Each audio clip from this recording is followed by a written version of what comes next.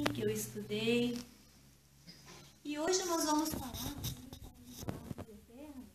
Na verdade, gente, esse é o laço que não se rompe. Eu sou estudiosa, então eu gosto de o produto, né, o resultado dos estudos que a gente vem fazendo há muitos anos. Então, na espírita, nós acreditamos em um Deus Criador, causa primeira de todas as coisas. Deus cria incessantemente e, portanto, nós somos frutos do seu imenso amor. Deus, segundo Kardec, nos criou simples e ignorantes, e mais que tudo, eternos. Então, é uma palavra que a gente tem sempre que se pegar. Nós somos eternos. Não podemos nos esquecer disso.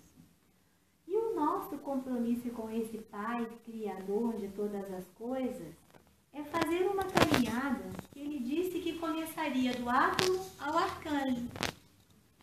Então, nós temos uma caminhada muito longa.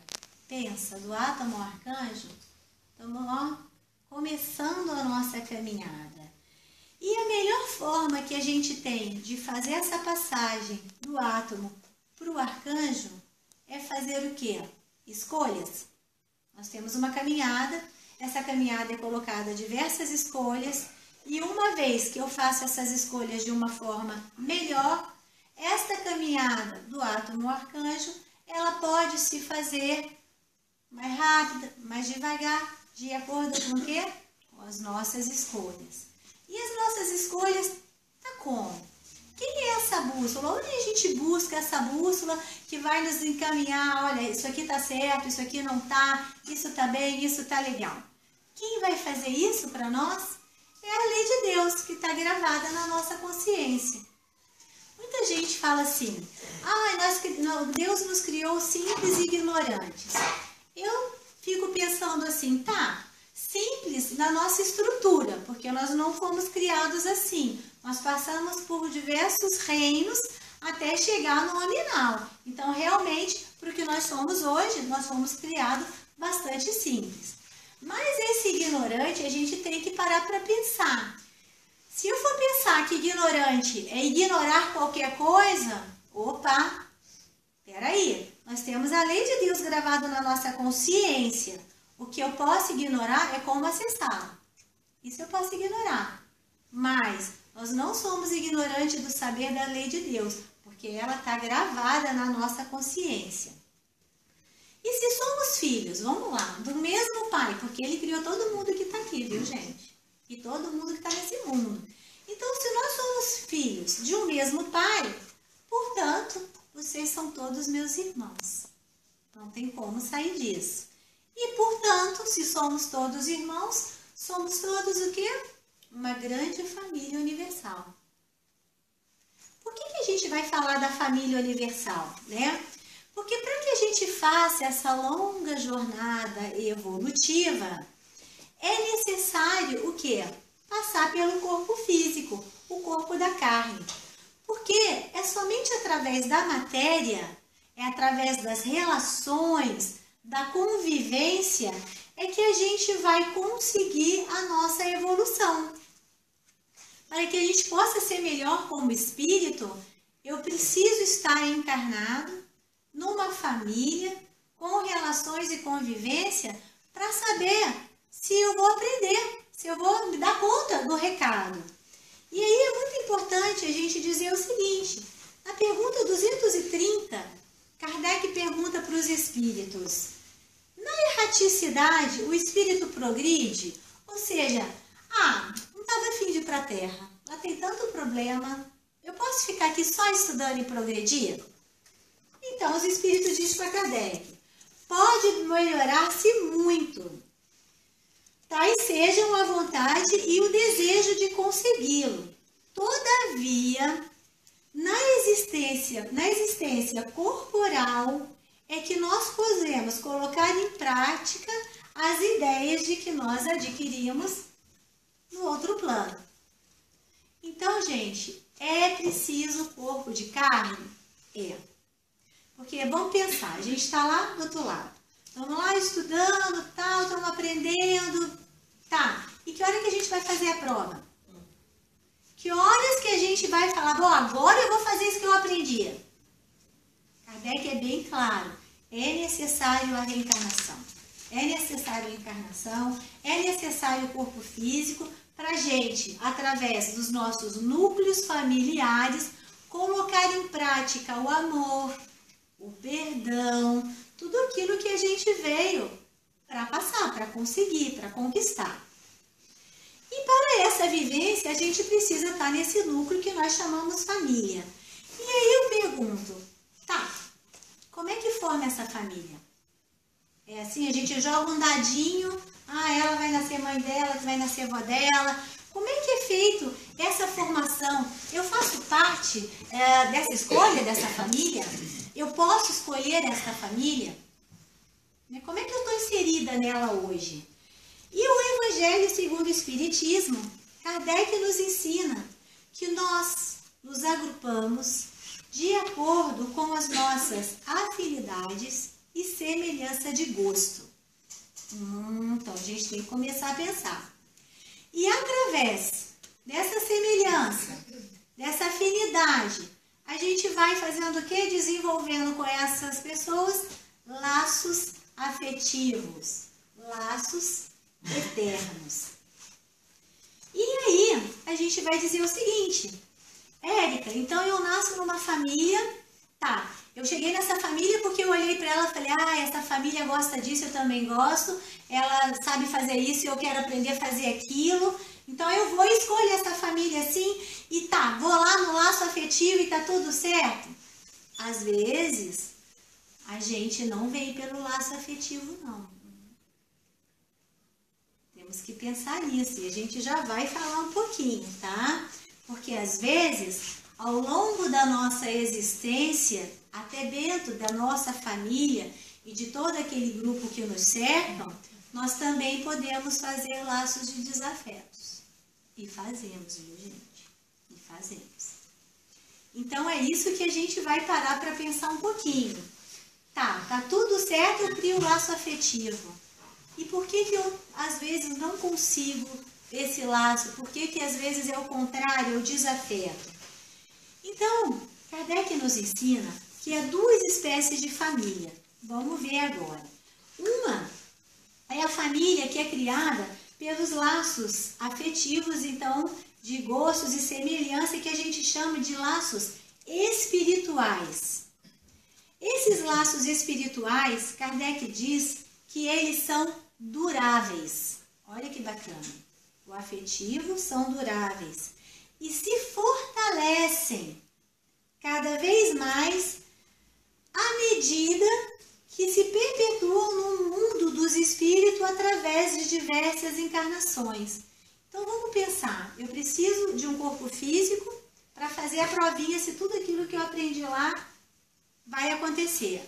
Busco uma família que tem comigo afinidade.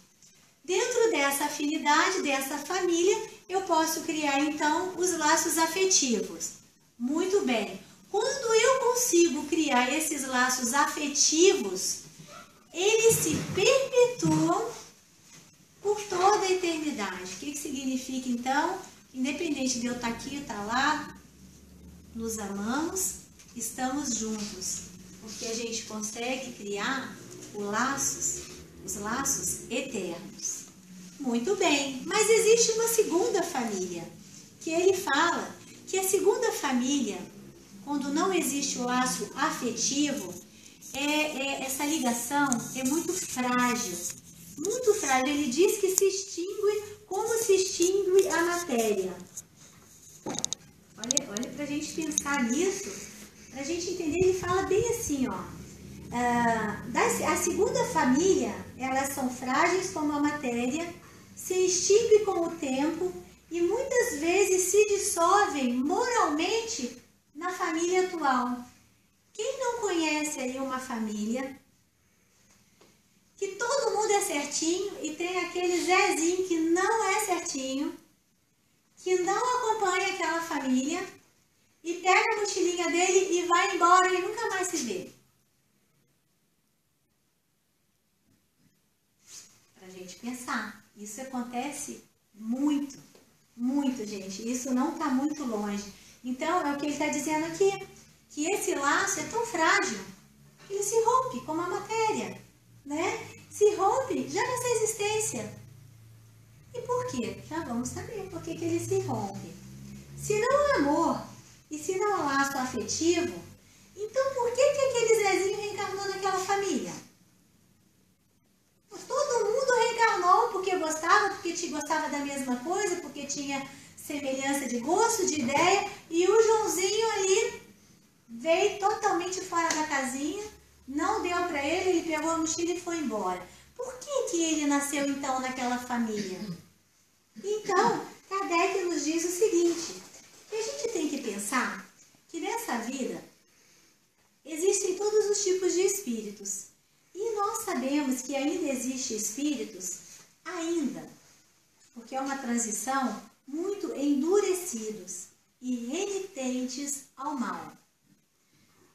Deus é nosso Pai, nos ama igual. Como diz lá no Evangelho, Ele faz nascer o sol para os justos e os injustos. Então, por que Deus deixaria à parte aquele espírito que hoje se encontra renitente no mal? Tá, ele está no mal, deixa ele para lá. Não.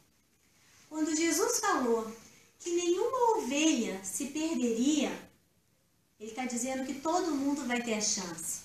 Então, Jesus, na sua bondade infinita, olha para aquele espírito renitente ao mal e diz, meu filho, eu vou conseguir uma família bacana para você, dentro das leis morais, você vai ter a oportunidade de reencarnar nessa família.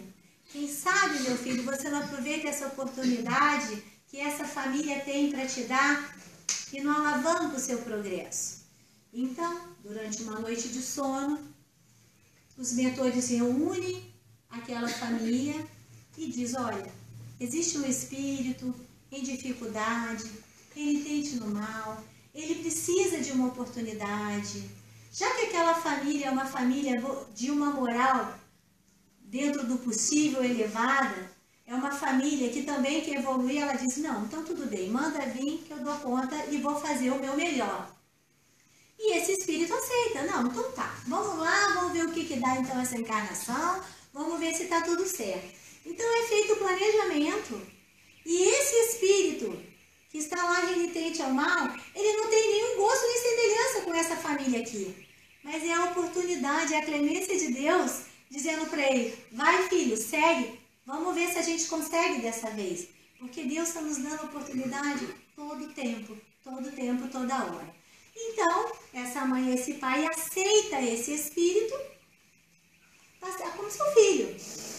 E aí, gente, é o seguinte, agora a oportunidade é do espírito aproveitar ou não aquela família.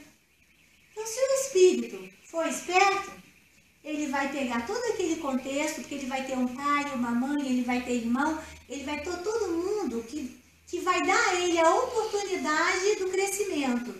Se ele for esperto, ele vai aproveitar a oportunidade. Mas às vezes ele não consegue ainda. Então, o que ele faz?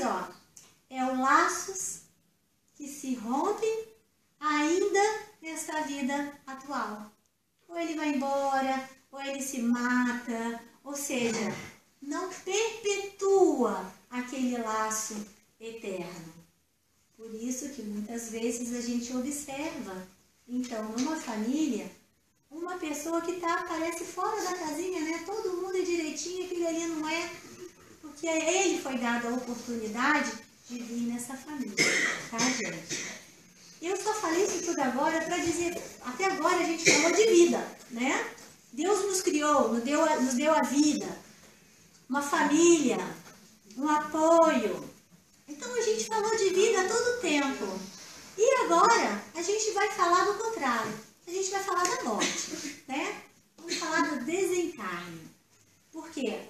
Vamos pensar, se eu estou vindo reencarnado, se eu estou no corpo de carne, se eu estou numa família, se eu fiz toda essa escolha, eu estou vindo de algum lugar, né, gente?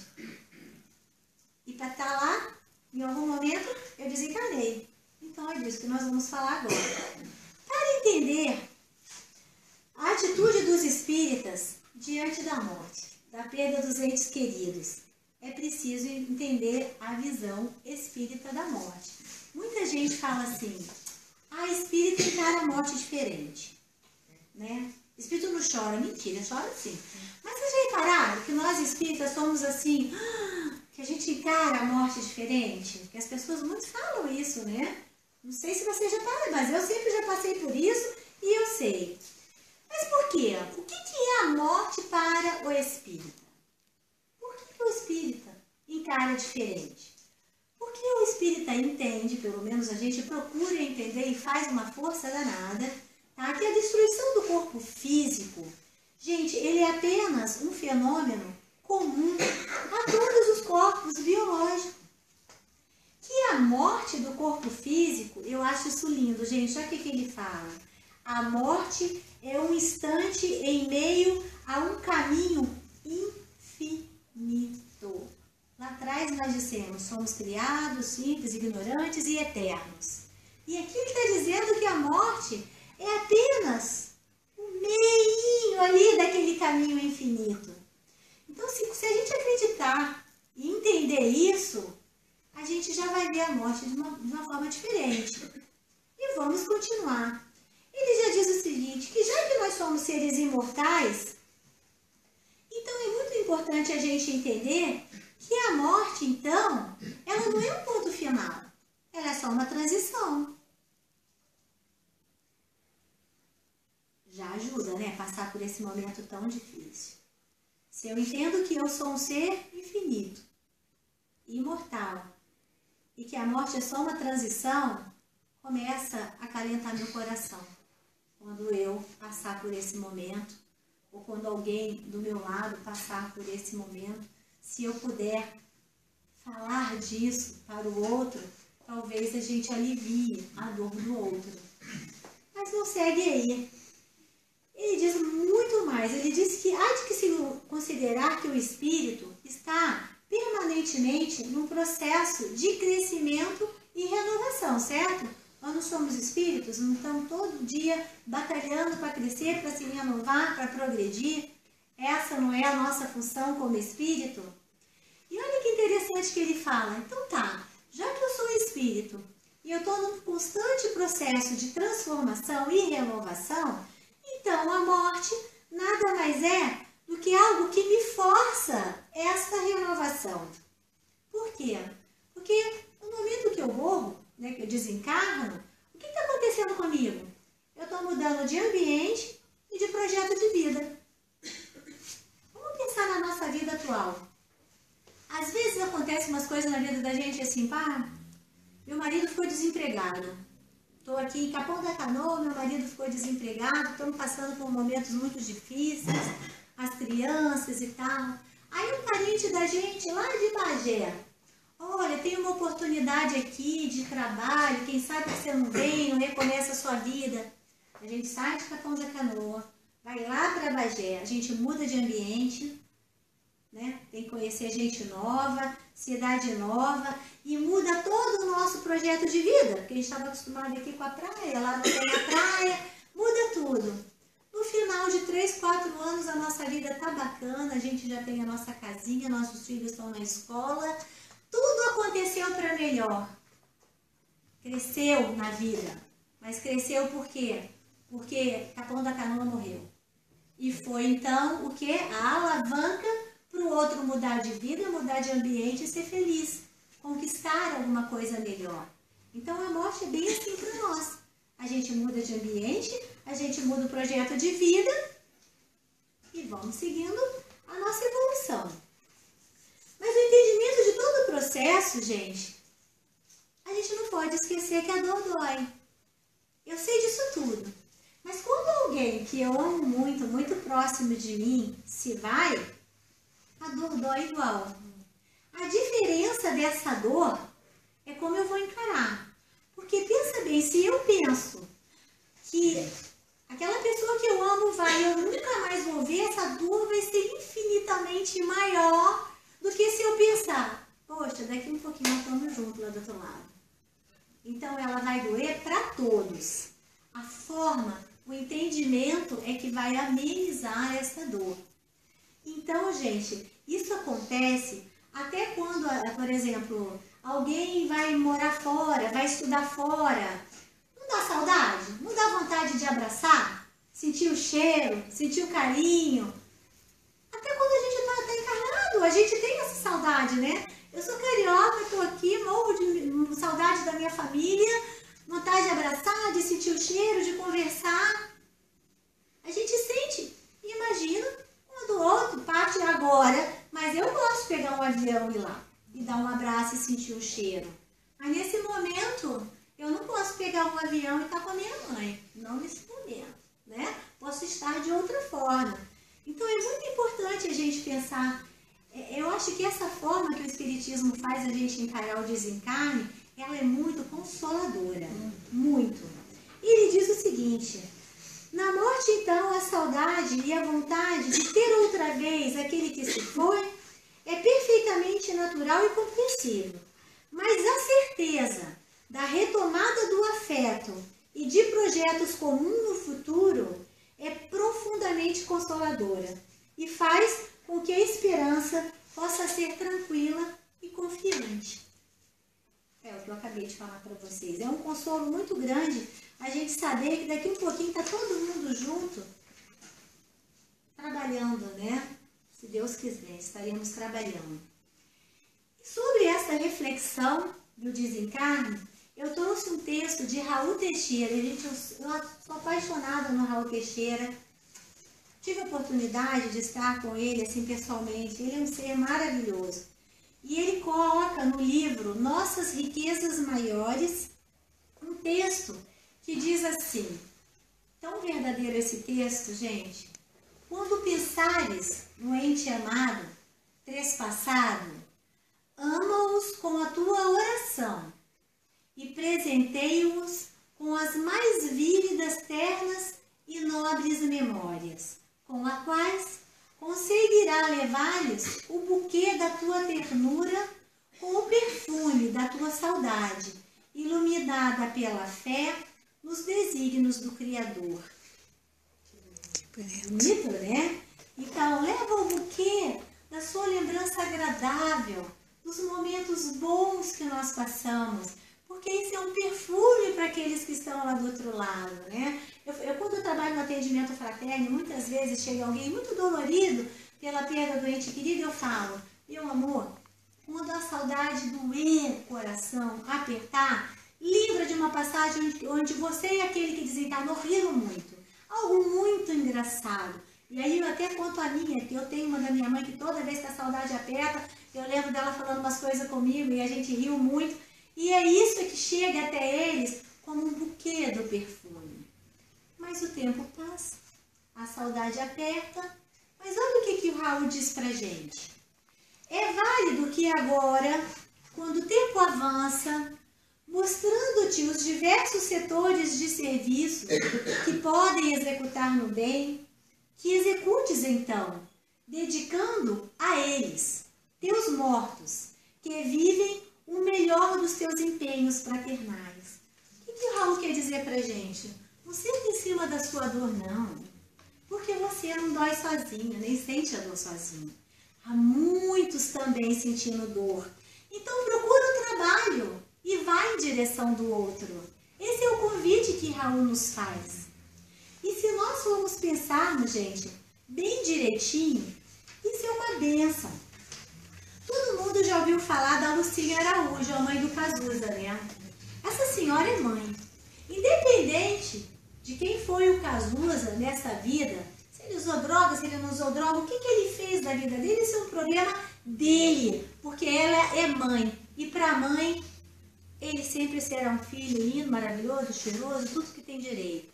Essa senhora sofreu muito durante o processo da doença de seu filho, porque naquela época não tinha os recursos que hoje a medicina tem. Então ela sofreu durante e depois, quando ele se foi, quando ele desencarna. Mas ela escutou Raul. Ela não sentou em cima da dor. Ela pegou aquela dor, aquele amor todo que estava dentro dela, e sabe o que ela fez? Ela criou a Sociedade Viva Cazuza. Hoje, ela ampara crianças infectadas com vírus de HIV, faz palestras e mostra como você se prevenir, que o HIV não tem que ter esse medo que a gente tem de tocar. Então ela ilumina as nossas vidas falando dessa doença. Então, em vez dela sentar na dorzinha dela, ela foi à luta, ela foi amar outras crianças, levar vida a essas crianças e levar esperança e fé aos pais desta criança. E é isso que Raul disse: vai trabalhar teus mortos, né? Porque ela viu que ela não era a única a sofrer pela perda de um filho com HIV. Existia milhares de outras mãezinhas. Então ela foi trabalhar, ela foi dividir a dor dela e esparramar o amor que estava aqui represado. Mas ela não foi a única, não. Eu vou falar para vocês da Carla de Magalhães. A Carla de Magalhães mora em Belo Horizonte, sua terra, Belo Horizonte, e perdeu um filho bem pequenininho, né? Desencarnou o filho dela. E aí a matéria diz o seguinte: depois de perder um filho único, Carla de Magalhães Pereira, 43 anos, fundou com o marido, Marcelo Caram, uma casa de acolhimento para criança em situações de risco, em Belo Horizonte. E aí sabe o que ela diz? Olha que linda, ela fala assim: o Lucas continua sendo meu filho, mas eu precisava dar vazão a todo esse amor que a gente tem por ele e que ele tinha por nós. O Lucas, laços eternos, não deixou de ser o filho dela. Mas o que ela fez? Ela foi dividir, ela foi fazer o que Raul diz: divide a tua dor, espalha este amor, não sofre sozinho, porque você não é a única. A Carla não foi a única a perder o filho único. Existem milhares de mãezinhas que perderam seus filhos. E, gente, quem melhor diz isso para nós? Fala aí. Chico Xavier, né? Quem mais ensinou isso para nós através da sua psicografia maravilhosa? Chico Xavier. Então, uma matéria que foi feita pelo Chico diz assim, que além de consolar, Chico despertava as pessoas para a dor alheia e ensinava a trocar o luto desesperador pelo cuidado com aqueles ao redor que sofria tanto quanto mais do que elas. Trocar o luto. Vamos trocar, porque eu não sofro sozinha. O Chico, gente, através das suas psicografias, eu quando estava estudando isso aqui, eu fiquei pensando assim, graças a Deus, tive a bênção de nascer numa família espírita. E desde nova eu tenho literaturas espíritas. E eu me lembro quando eu era nova, sei lá, devia ter uns, olha, faz tempo, hein? Mas eu devia ter uns 12, 13 anos, eu ganhei aquele livro Jovens no Além. Quem já leu esse livro do Chico? Jovens no Além, é bem velhinho, mas é lindo. Quem quiser ler, leia.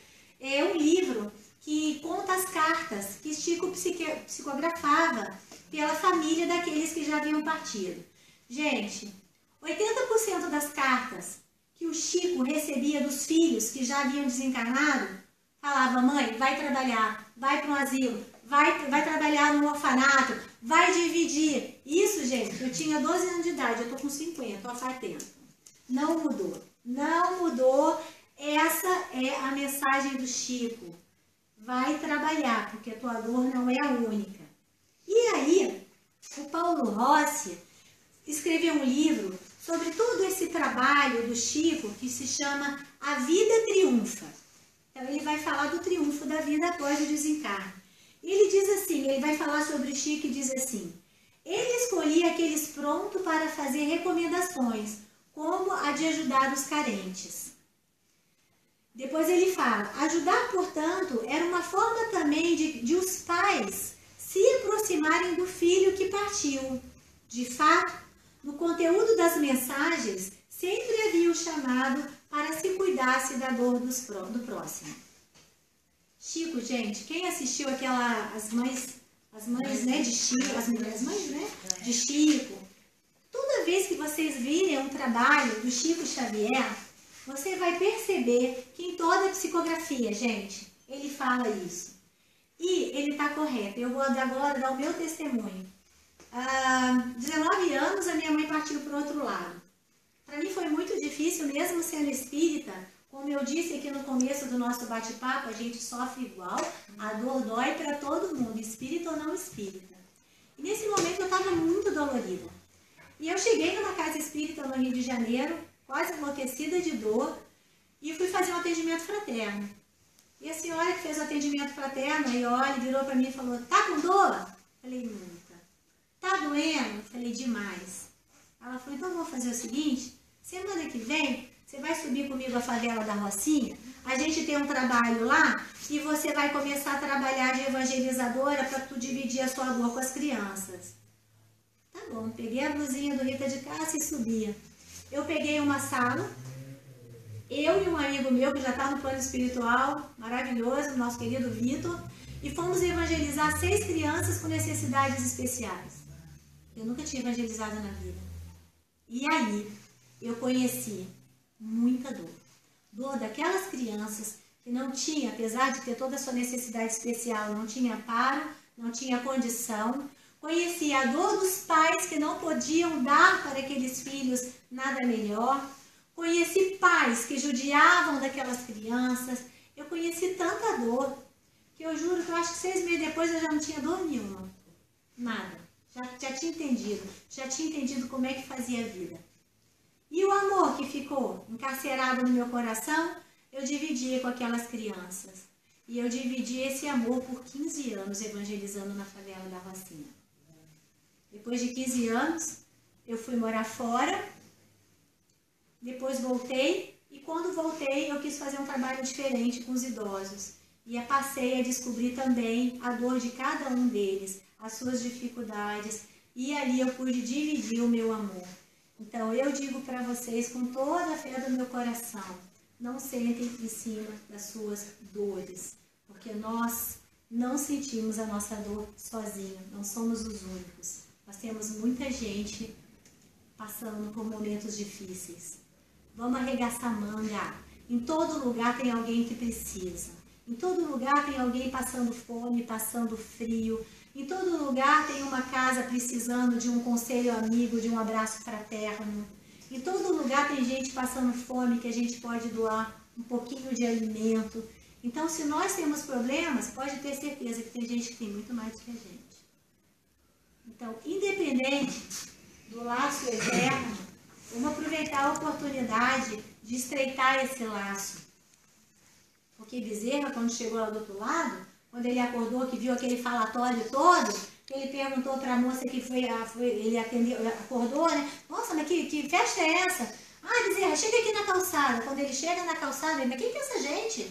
Ah, bom, cada um daqueles que você ajudou quando estava na terra. Ele nem se deu conta. Então, gente, para fechar a nossa exposição sobre esse laço eterno, não vai terminar nunca, porque a gente está sempre junto. E eles estão junto com a gente no trabalho. Só para falar com vocês, quando a gente trabalha, eles estão junto. Eu não sabia, mas eu descobri e fiquei bastante emocionada quando eu descobri que a minha mãe ia para a rua comigo toda quarta-feira entregar comida para os pobres da rua. Fiquei muito emocionada e foi assim a coisa mais linda. Então, quer aquela pessoa que você ama do teu lado? Trabalha, que ela chega. E aí, para fechar a nossa conversa, eu vou ler um texto para vocês belíssimo, que há 2 meses atrás o meu amigão lá de trabalho da Casa do Idoso da Rocinha, a mãe desencarnou e ele postou isso aqui e eu disse, mas tá certinho com o que eu vou falar hoje lá.